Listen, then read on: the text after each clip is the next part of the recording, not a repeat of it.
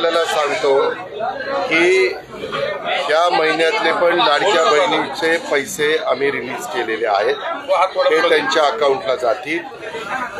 ही योजना ज्यावेळेस आणली त्यावेळेस अतिशय चांगल्या भावनेने ज्या गरीब महिला आहेत त्यांना काही ना काही आपल्याला कसे सहकार्य करता येईल म्हणून ती योजना आणलेली आहे।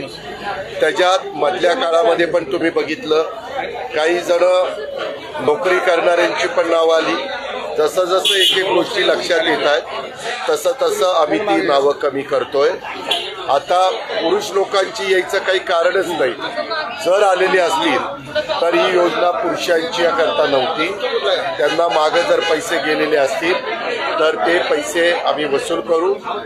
जर त्यांनी मदत केली नाही तर वेळ पडली तर लाडक्या बहिणीच्या योजनेचा गैरफायदा घेऊन जर कुठल्या पुरुषांनी ते पैसे मिळवण्याचा प्रयत्न केलेला असेल तर त्यांच्यावर आम्ही ॲक्शन पण घ्यायला मागं पुढं बघा।